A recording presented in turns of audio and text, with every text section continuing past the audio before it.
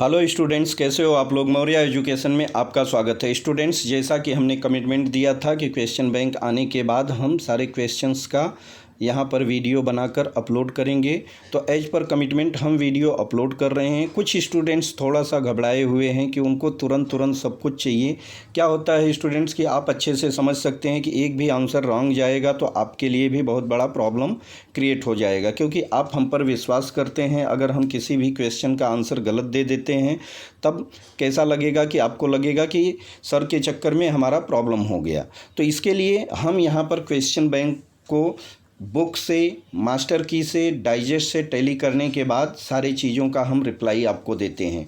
तो थोड़ा सा आप पेशेंस रखिए। इसका हम जो पीडीएफ भी है वो भी बनाने की कोशिश कर रहे हैं। जैसे जैसे पीडीएफ हमारा कंप्लीट होते जाएगा हम इसको डिस्क्रिप्शन बॉक्स में इसका लिंक दे देंगे। अपने टेलीग्राम का हम लिंक दे देंगे, आप हमारे टेलीग्राम से जुड़ जाइए और वहाँ पर आपको इसका पीडीएफ भी मिल जाएगा। तो आप थोड़ा सा पेशेंस से अपने स्टडी को कंटिन्यू रखिए। हम हर चीज़ का आपको यहाँ पर सॉल्यूशन 100% देंगे। चलिए, तो अब हम पॉलिटिकल साइंस का जो लास्ट पार्ट है एमसीक्यू का, ऑब्जेक्टिव का, या ट्रू और फॉल्स का, इसको हम यहाँ पर कंप्लीट करेंगे। जो फिल इन द ब्लैंक्स है, लास्ट पार्ट रह गया है। ऑलरेडी इसके पहले का जो भी वीडियो है हमने अपलोड कर दिया है, वहाँ पर इसको आप जाकर अच्छे से देख सकते हैं और समझ सकते हैं। इसका ऑलरेडी हमने पीडीएफ भी बना दिया है, इसके पहले वाला, जो कि मैंने टेलीग्राम के लिंक पर डाल दिया है। अगर जो स्टूडेंट्स को इसका पीडीएफ का रिक्वायरमेंट है तो हमारे टेलीग्राम के चैनल से जुड़कर वहाँ से उसको ले सकते हैं। चलिए, अब हमारा इसमें आता है पॉलिटिकल साइंस में working on the constitution. First question हमारा दिया है यहाँ पर कि महाराष्ट्र ब्लैंक दिया है, seat are reserved for womens in local self governing institution. तो महाराष्ट्र में अगर देखेंगे तो महाराष्ट्र में 50-50 का रेशियो है। 50% सीट्स महिलाओं के लिए रिजर्व है। तो यहाँ पर आपका ऑप्शन 25, 30, 40 रॉन्ग है, 50% राइट है। तो इसको आप सिलेक्ट कर दीजिएगा, आपका ऑप्शन राइट हो जाएगा। सेकेंड पर चलते हैं। Which of the following laws create in favour environment of womens to secure freedom self development. तो यहाँ पर आपका ऑप्शन आ जाएगा, यहाँ पर डोरी प्रोविजन एक्ट जो लाया गया, ये औरतों के फ्रीडम को प्रोटेक्ट करने के लिए लाया गया है। ठीक है, तो आपका क्वेश्चन नंबर 2 का सेकेंड ऑप्शन राइट है। आगे हम चलते हैं क्वेश्चन नंबर 3। क्वेश्चन नंबर 3 में हमको क्या दिया है, the essence of democracy is. देखिए, the essence of democracy is आ जाएगा आपका डिसेंट्रलाइजेशन ऑफ पावर।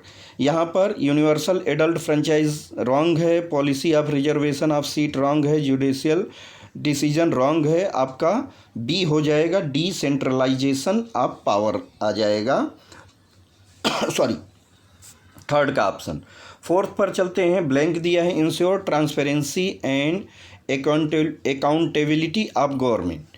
देखिए, यहाँ पर आपका आ जाएगा राइट टू इन्फॉर्मेशन एक्ट। यहाँ पर आपका आंसर क्या आ जाएगा, right to information act right है। डोरी प्रोविजन एक्ट इसके पहले आपने पढ़ा था कि महिलाओं के बारे में दिया है, जो कि सेकंड क्वेश्चन में दिया था। ठीक है, तो इस तरह से आपका क्वेश्चन नंबर 4 राइट हो जाएगा। क्वेश्चन नंबर 7 पर हम चलते हैं स्टूडेंट्स, जहाँ पर हमको दिया state whether the following statement are true or false, give reason for your answer. हमको क्या करना है, यहाँ पर ट्रू और फॉल्स बताना है, उसका रीजन देना है। तो रीजन तो आप ऐड कर सकते हैं, मैं यहाँ पर आपको ट्रू और फॉल्स बता देता हूँ कि ट्रू है तो उसका क्या है, जो फॉल्स है उसका आप रीजन ऐड कर दीजिएगा। Indian democracy is considered the largest democracy in the world.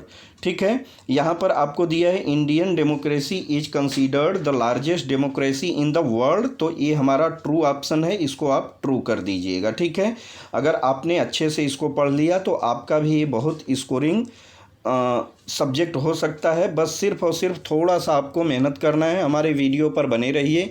हमारे वीडियो से आप जितना चाहिए उतना आप नॉलेज गेन कर सकते हैं। आप बार बार वीडियो को प्ले करके देखिए, अपने दोस्तों में, अपने फ्रेंड्स में इसको ज़्यादा से ज़्यादा लोगों को शेयर कीजिए, ज़्यादा से ज़्यादा लोग इसका बेनिफिट ले पाएँ। हमारे चैनल को सब्सक्राइब करने के लिए बोलिए, क्योंकि हम ऑलरेडी इसका मैथ का, इंग्लिश का, साइंस का ये वीडियो रेगुलर डाला जाता है। आपके सब्जेक्ट से जुड़ा हुआ है, आपके स्टैंडर्ड से जुड़ा हुआ है, तो आगे भी आपको बेनिफिट मिलता रहेगा।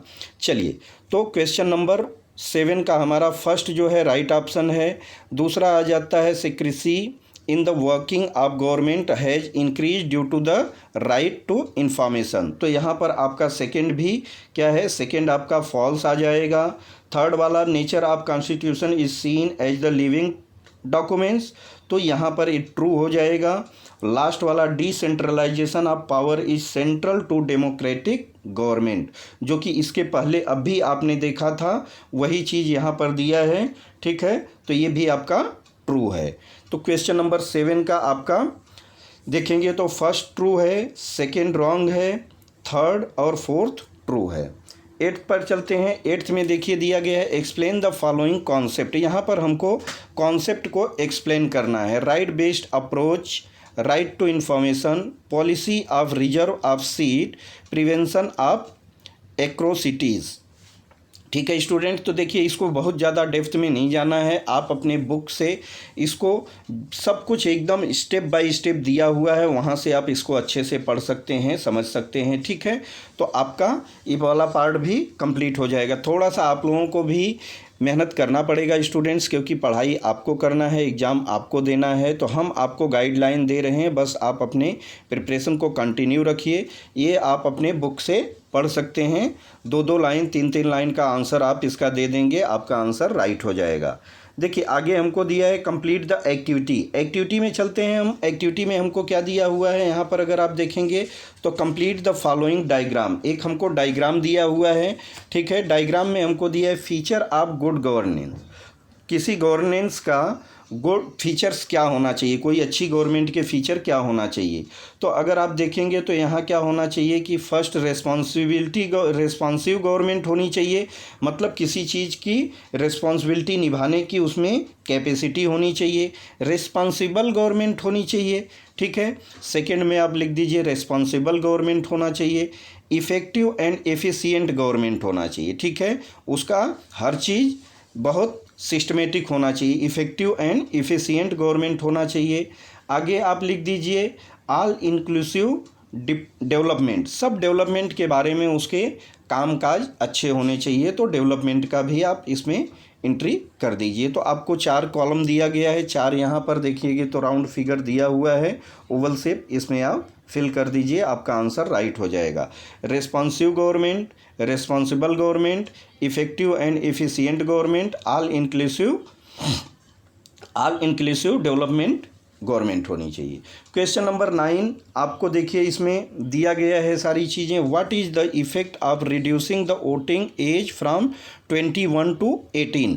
अगर हम 21 से 18 की एज कर दिए या कर देते हैं तो इसका इफ़ेक्ट क्या पड़ता है। देखिए जो हमारे 21 से 18 के बीच के जो युवा पीढ़ी है ये भी क्या हो जाती है, हमारे वोटिंग के लिए एक्टिव हो जाती है, वोटिंग के लिए एलिजिबल हो जाती है, वोटिंग के लिए एबल हो जाती है। तो हमारे देश का क्या होगा, वोटिंग काउंटिंग रेट बढ़ जाएगा। इसमें बहुत सारी चीज़ आप ऐड कर दीजिए, बुक में सारी चीज़ें दी गई है, तो इसको आप अच्छे से पढ़ लीजिए और समझ लीजिए। चलते हैं हम चैप्टर नंबर 2 पर। इलेक्ट्रल हमको दिया है इलेक्टरल प्रोसेस, ठीक है। चैप्टर नंबर 2 इलेक्ट्रल प्रोसेस दिया हुआ है, तो ठीक है आप इसको देख लीजिए कि choose the correct option from the given option and complete the sentence. देखिए मैं पढ़ते जाता हूँ, आप इसको टिक कर लीजिए, बुक में टिक कर लीजिए या ABC करके लिख लीजिए, जैसा आपको अच्छा लगे। जो मैं बोल रहा हूँ उसको आप टिक करते जाइए, आपका आंसर रॉन्ग नहीं होगा। इसका PDF भी मैं बनाने की कोशिश कर रहा हूँ, जैसे ही PDF रेडी हो जाएगा हम अपने टेलीग्राम पर डाल देंगे, वहाँ से आप इसको ले सकते हैं, इसका प्रिंट आउट भी ले सकते हैं। The election commission is appointed by, दिया है president, prime minister, speaker of Lok Sabha, vice president. तो election commission is appointed by president होता है, तो प्रेसिडेंट हमारा क्या है, राइट ऑप्शन आ जाएगा। सेकंड पर चलते हैं, ब्लैंक है, was appointed as the first chief election commission in independent India. तो यहाँ पर नाम आ जाएगा आपका सुकुमार सेन का, ठीक है। यहाँ राजेंद्र प्रसाद जी का नाम दिया है, TN सेशन का नाम दिया है, ठीक है। नीला सत्य नारायण का नाम दिया है, तो यहाँ आ जाएगा आपका Sukumar Sen first chief election commission है, ठीक है। आगे की बात हम करते हैं, तो आगे हमको क्या दिया है यहाँ पर आप देख सकते हैं। क्वेश्चन नंबर 3 पर चलते हैं। Constituency are created by committee of election commission. Selection दिया है, डीलिमिटेशन दिया है, वोटिंग दिया है, टाइम टेबल दिया है, तो यहाँ आ जाएगा डीलिमिटेशन। ठीक है, क्वेश्चन नंबर 3 का ऑप्शन क्या हो जाएगा स्टूडेंट? डीलिमिटेशन आप सेलेक्ट कर दीजिएगा, जो कि ऑप्शन बी है। 4 पर चलते हैं। Was the first voter of India. Was the first voter of India कौन है भाई? वाट देखिए यहाँ पर आपको नाम आ जाएगा 4th का। Was the first voter of India Shyam शरण नेगी। यहाँ पर किसका नाम आता है? श्याम शरण नेगी जी का नाम आता है, फर्स्ट वोटर ऑफ इंडिया रहे हैं। ठीक है, अब देखिए, state the following statement are true or false, give reasons for your answer. यहाँ पर आपका फर्स्ट का आंसर देखिए ट्रू है। The election commission lays down the code of conduct during election. ठीक है, election commission lays down the code of conduct during election, true है। Under special circumstances the election commission hold re election in the particular constituency of second time, ये भी हमारा true option है, क्योंकि इतना rights, ये सारी चीज़ों का राइट्स रहता है गवर्नमेंट को। The state government decide at the when and in how many stage is the election would be held in a particular state, ये रॉन्ग है, क्योंकि ऐसा राइट्स नहीं है। 4th पर हम चलते हैं। The facilities of VVPAT in EVM machine ensures to stop. ठीक है, यहाँ पर ये ट्रू ऑप्शन है। ठीक है, जो हमारा EVM मशीन का दिया है ये ट्रू ऑप्शन है। क्वेश्चन नंबर 8 पर चलते हैं। देखिए, इसको आपको लर्न करना है, बुक में दिया है, और बुक के चैप्टर नंबर इस पे जाना होगा। चैप्टर नंबर 2 में दिया है, यहाँ से आप इसको पढ़ सकते हैं। देखिए, हमको चलते हैं क्वेश्चन नंबर 1, यहाँ पर दिया है, कुछ हमको फिलिंग दिया हुआ है। ठीक है, तो आप इसको कंप्लीट कर दीजिए। Complete the following pictures. ठीक है, द प्रोसेस ऑफ इलेक्शन हमको दिया हुआ है, तो प्रोसेस ऑफ इलेक्शन दिया है। रोल ऑफ इलेक्शन कमीशन, तो फर्स्ट हमको दिया है कि कोई भी प्रोसेस, इलेक्शन का प्रोसेस कंप्लीट करने के लिए इसमें इलेक्शन कमीशन का क्या रोल होता है। तो फर्स्ट तो रोल इनका होता है prepare the electoral rolls, prepare electoral rolls होता है। ठीक है, सेकेंड इनका आ जाता है अनाउंस इलेक्शन डेट, इलेक्शन कब किया जाएगा, किस डेट को किया जाएगा, कौन से एरिया का, कौन से स्टेट का, कौन से डिस्ट्रिक्ट का क्या आएगा, ये सारा अनाउंसमेंट किसको करना होता है? इलेक्शन कमीशन को करना होता है। चलते हैं रोल ऑफ वोटर्स। देखिए, रोल्स ऑफ वोटर क्या होता है? वोटर जो वोटिंग करते हैं उनका रोल क्या होता है? To follow model code of conduct, जो हमारा रूल्स है उसको हमको फॉलो करना पड़ता है, किसी प्रकार का मिसकंडक्ट नहीं होना चाहिए। सेकंड होता है टू कास्ट वोट, और उनको सिस्टम से वोट करना होता है, उसके लिए किसी भी प्रकार का धांधली नहीं करनी चाहिए। हम चलते हैं थर्ड में दिया है role of political parties and their candidate, जो पार्टी है, पार्टी का रोल क्या है और उसके कैंडिडेट का रोल क्या है। तो to follow model code of conduct, जो कि वोटर्स के लिए भी है और कैंडिडेट के लिए भी है, तो दोनों के लिए सेम है कि उसको वहाँ का माहौल अच्छे से बना के रखना चाहिए। सेकेंड पर चलते हैं to conduct election campaign, to conduct election campaign, election campaign का उनको प्रोसेस कंप्लीट करना होता है। ठीक है, तो ये सारी जिम्मेदारी किसकी है? कैंडिडेट्स की, और उस पार्टी के, उस पॉलिटिकल पार्टी की रिस्पॉन्सिबिलिटी रहती है। तो इस तरह से आपका यहाँ पर ये पार्ट कंप्लीट हो जाएगा। अब हम चलते हैं कंप्लीट द फ्लो चार्ट। देखिए, फ्लो चार्ट में जाएंगे तो इसका बहुत सिंपल सा यहाँ पर ये बना हुआ है। अगर आप पेज नंबर 78 पर जाएंगे पॉलिटिकल साइंस में, तो वहाँ हमको पूरा यहाँ पर डायग्राम बना के दिया हुआ है कि प्रोसेस ऑफ इलेक्शन क्या होता है। ठीक है, और इसको कैसे किस किस स्टेप से गुजरना होता है। तो प्रोसेस ऑफ इलेक्शन में आप जाएंगे तो फर्स्ट ब्लैंक दिया गया है, आप यहाँ पर पूरा चार्ट देख सकते हैं पेज नंबर 78 पे। प्रोसेस ऑफ इलेक्शंस में जो फिल इन द ब्लैंक है उसको आप फिल कर दीजिएगा। फर्स्ट दिया है इस्टेब्लिशमेंट ऑफ कॉन्स्टिट्यूशंसी।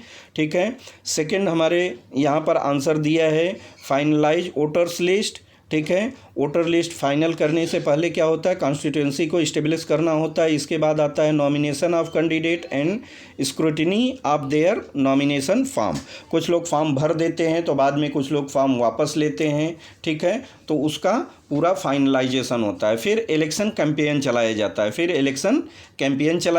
है, इलेक्शन कैंपेन के बाद क्या करना होता है, एक्चुअल वोटिंग होती है। जो डेट निर्धारित किया जाता है उस डेट को वोटर लोग वोटिंग करते हैं। तो हमारा ये स्टेप आ जाएगा एक्चुअल वोटिंग, ठीक है। इलेक्शन कैंपेन के बाद एक्चुअल वोटिंग होता है। फिर अब एक्चुअल वोटिंग हो जाएगी तो किसी फिक्स डेट को क्या होता है, काउंटिंग ऑफ वोट होता है, वोट को काउंट किया जाता है, ठीक है। वोट को काउंट करने के बाद क्या होगा, रिजल्ट घोषित किया जाता है, कौन सी पार्टी जीत गई, कौन सी पार्टी हार गई, तो रिजल्ट ऑफ इलेक्शंस होता है।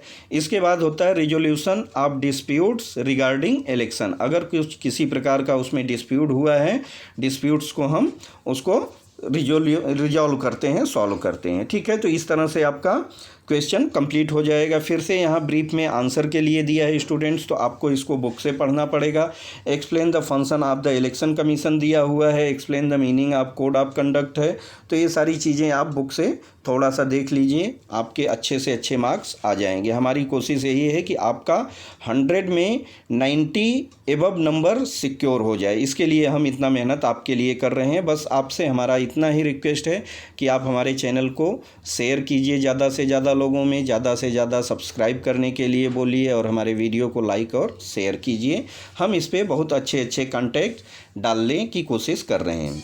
थर्ड पर चलते हैं, पॉलिटिकल पार्टीज में हमको क्या दिया है कि फर्स्ट क्वेश्चन में चलेंगे, देखेंगे तो दिया है when people come together and participate in electoral process to acquire political process such organisation are called. तो यहाँ पर आपका आ जाएगा क्वेश्चन नंबर 6 का आंसर क्या हो जाएगा स्टूडेंट, क्वेश्चन नंबर 6 का आ जाएगा पॉलिटिकल पार्टीज। उसको हम क्या बोलते हैं, पॉलिटिकल पार्टी बोलते हैं, ठीक है। National conference is a party in state. देखिए national conference is the party कहाँ पर है, इसको देखेंगे आप तो जम्मू एंड कश्मीर आएगा, ठीक है। उड़ीसा, आसाम, बिहार नहीं है, जम्मू एंड कश्मीर आएगा। थर्ड पर चलते हैं, जस्टिस पार्टी इज नॉन ब्राह्मण मूवमेंट। तो थर्ड का आ जाएगा आपका ऑप्शन द्रविड़ मुनेत्रा। देखिए आप सी को सिलेक्ट कर दीजिए, दिया है द्रविड़ मुनेत्रा कांगम दिया है, ठीक है। द्रविड़ मुनेत्रा कांगम, जो कि सी ऑप्शन दिया है, राइट हो जाएगा, आप इसको सेलेक्ट कर दीजिए। फोर्थ पर चलते हैं, to achieve power is main objective of. देखिए सोशल ऑर्गेनाइजेशन का हो तो नहीं सकता ये, तो बी होगा इसका पॉलिटिकल पार्टी का मेन क्या रहता है कि सत्ता पाने की पुरजोर कोशिश करते हैं वो। आगे हम चलते हैं, आगे हमको दिया है क्वेश्चन नंबर 7 में देखेंगे तो स्टेट हमको यहाँ पर ट्रू और फॉल्स बताना है। तो political party act a link between government and people, जो कि ट्रू है, गवर्नमेंट और पीपल के बीच में ये एक कड़ी का काम करते हैं। पॉलिटिकल पार्टी आज सोशल ऑर्गेनाइजेशन, ट्रू, इनका काम भी वही होता है कि सपोर्ट करना चाहिए, लेकिन आज का कुछ माहौल अलग है, ठीक है। Coalition politics leads in instability, false है। और फोर्थ वाला भी आपका फॉल्स है, Akali Dal, Shiromani Akali Dal is a national party, ये नेशनल पार्टी नहीं है। क्वेश्चन नंबर 8 आपको थोड़ा तैयार करना पड़ेगा स्टूडेंट्स, क्योंकि क्वेश्चन नंबर 8 में आपको दिया है नेशनल पार्टीज़ के बारे में दिया है, रीजनल पार्टी के बारे में दिया है, रीजनलिज्म के बारे में दिया हुआ है, ठीक है। तो इसको आप अच्छे से तैयार कर लीजिए। अब हम चलते हैं कंप्लीट द एक्टिविटी। हमको दिया है complete in timeline political parties and their establishment year. तो 1885 हमको क्या दिया है, 1885 में कौन सी पार्टी इस्टेब्लिश हुई है। तो 1885 में अगर देखेंगे तो नेशनलिस्ट कांग्रेस पार्टी का नाम आता है। किसका नाम आता है, नेशनलिस्ट कांग्रेस पार्टी का। 1980 भारतीय जनता पार्टी कब इस्टेब्लिश हुई है, 1980 में हुई है। आप इसका डेट जो ईयर है अच्छे से लर्न कर लीजिए। 85 1885 है, यहाँ उस चीज़ को ध्यान दीजिएगा, यहाँ 1980 है, ठीक। तो दोनों में डेट का जो यहाँ पर ईयर का अंतर है उसको ध्यान में रखिएगा। भारतीय जनता पार्टी आ जाएगी। 1984 में बहुजन समाज पार्टी इस्टेब्लिश हुई है। और इसके बाद जो आता है 1998 में हमारा तृणमूल कांग्रेस का नंबर आता है। तृणमूल कांग्रेस का आप ईयर 1998 लिख दीजिए। आगे हमको दिया है complete the following chart, major regional parties in Maharashtra. Maharashtra के पार्टी के बारे में पूछा जा रहा है, major regional party in Maharashtra. तो यहाँ पर आ जाएगी फर्स्ट बड़ी पार्टी में अगर देखेंगे तो शिवसेना का नाम आता है, ठीक है। बहुजन विकास आघाड़ी का आता है। ये सब महाराष्ट्र के अंदर की पार्टी हैं, ठीक है। अगर नेशनल लेवल से जोड़ेंगे तो पार्टी अलग हो जाएगी, ठीक है। शिवसेना का दायित्व तो कहाँ तक है, इसका जो दायरा है महाराष्ट्र का है, ठीक है। महाराष्ट्र मेजर पार्टी में आती है शिवसेना, बहुजन विकास आघाड़ी, समाजवादी पार्टी आ जाती है, और महाराष्ट्र नवनिर्माण सेना जो कि किसकी पार्टी है, राज ठाकरे साहब की पार्टी है। महाराष्ट्र नवनिर्माण सेना का नाम आ जाता है। सेकेंड पर चलते हैं, complete the following chart. Major national parties in India. Major national parties of India के बारे में बताया जा रहा है। तो फर्स्ट इंडियन नेशनल कांग्रेस है, जो कि बहुत ही पुरानी कांग्रेस पार्टी है, ठीक है। तो major national parties in India में इंडियन नेशनल कांग्रेस आ जाएगा। सेकंड पर आ जाएगा भारतीय जनता पार्टी, थर्ड पर आ जाएगा बहुजन समाज पार्टी, और फोर्थ पर आ जाएगा तृणमूल कांग्रेस का नाम आप दिखा सकते हैं, ठीक है। तो ये सारी चीज़ें आप अच्छे से लर्न कर लीजिए स्टूडेंट्स, आपका नंबर कहीं पर नहीं जाएगा, आप बहुत अच्छा मार्क्स, स्कोरिंग मार्क्स कर सकते हैं। अब हम थोड़ा सा इसको आगे का भी बता देते हैं।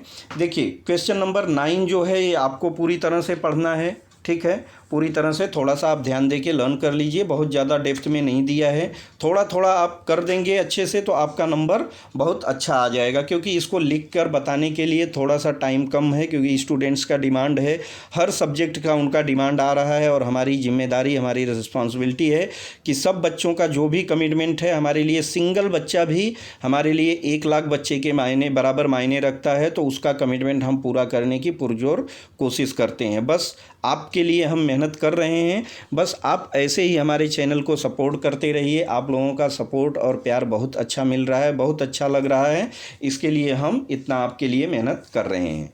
चलिए चैप्टर नंबर 4 पर चलते हैं। सोशल एंड पॉलिटिकल मूवमेंट के बारे में दिया है। तो यहाँ पर क्वेश्चन नंबर 1 में देखेंगे, is the main demand of farmer movement, ठीक है। Is the main demand of farmer movement तो आएगा to get right price of agricultural product. जैसे कि अभी देखेंगे दिल्ली में जो हुआ था, एग्रीकल्चर को ही लेके लोग अभी धरने पे बैठे थे। तो किसके लिए, अपने राइट्स के लिए, अपने राइट्स के लिए, मतलब कि जो उनका एग्रीकल्चर से जुड़ा हुआ प्रोडक्ट है वो अच्छे रेट में जाना चाहिए, इसके लिए वो धरने पर बैठे थे। तो to get right price for agriculture product आ जाएगा। सेकेंड पर चलते हैं, to increase agricultural production and become self sufficient with regards to food grains was initiated. यहाँ पर आ जाएगा ग्रीन रिवोल्यूशन, ठीक है। वाटर रिवोल्यूशन नहीं आएगा, ग्रीन रिवोल्यूशन राइट है। इंडस्ट्रियल नहीं आएगा क्योंकि खेती से जुड़ा हुआ है, ठीक है, हरित क्रांति में आता है। Is known the Waterman of India, यहाँ पर नाम आ जाएगा राजेंद्र सिंह राणा, ठीक है, जो कि कुछ पानी के लिए, पानी का जो सोर्सेस के लिए इन्होंने बहुत अथक प्रयास, बहुत अथक परिश्रम किया था, इसके लिए इनको नाम दिया गया है। Doctor Rajendra Singh Rana is known as waterman of India, ठीक है। तो इस तरह से आपका क्वेश्चन नंबर 3 भी कंप्लीट हो जाएगा। क्वेश्चन नंबर 7 पर देखते हैं, movement are not important in a democracy, ये रॉन्ग है। Movement don't need to strong leadership, wrong है। Consumer movement can not existence, ये हमारा ट्रू है, ठीक है। तो इसको ट्रू कर दीजिए।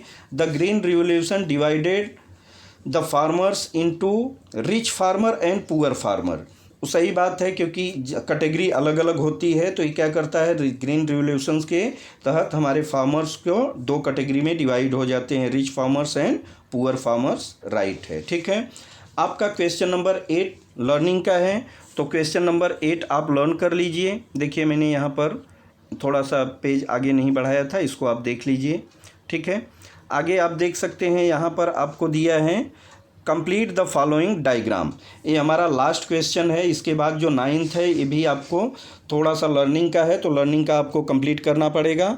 यहाँ आप देख लीजिए कि आपको कंप्लीट द फॉलोइंग डायग्राम दिया है। Major movement in India, major movement in India, तो यहाँ पर आ जाएगा आपका ट्रिबल मूवमेंट आता है, ठीक है, इन्वायरमेंट मूवमेंट आता है, ठीक है, ट्रिबल मूवमेंट, इन्वायरमेंट मूवमेंट और कंज्यूमर मूवमेंट आ जाएगा और वोमेंस मूवमेंट आ जाएगा, ठीक है। तो आप 4 बॉक्स दिया गया है, चारों में फिल कर दीजिए, आपका आंसर 100% राइट हो जाएगा। तो इस तरह से हमारा जो पॉलिटिकल साइंस, आपका हिस्ट्री एंड पॉलिटिकल साइंस के जितने भी पार्ट्स थे, ऑब्जेक्टिव, MCQ, ट्रू और फॉल्स, राइट और रॉन्ग, या फिल इन द ब्लैंक, इसको हमने पूरी तरह से कंप्लीट कर दिया। आपका पार्ट सिर्फ आपके लिए क्या छोड़ा है, जो आपको थोड़ा सा लर्निंग का पार्ट दिया हुआ है, कुछ ब्रीफ के आंसर हैं, कुछ शॉर्ट आंसर हैं, इसको आप कंप्लीट कर लीजिए। आपका 100% में 90% नंबर श्योर हो जाएगा। तो स्टूडेंट्स, अब मिलते हैं नेक्स्ट वीडियो में। तब तक आप अपनी स्टडी को कंटिन्यू रखिए, अच्छे से एग्ज़ाम की तैयारी कीजिए। जहाँ पर आपको डाउट हो, वीडियो को थोड़ा सा प्ले करके आप देख लीजिए। आप जितने बार वीडियो को देखेंगे आपका कॉन्फिडेंस बढ़ता जाएगा, आपका कॉन्फिडेंस भी बढ़ेगा और आपकी तैयारी भी अच्छे से हो जाएगी। तो मिलते हैं नेक्स्ट वीडियो में, तब तक के लिए थैंक यू, बाय।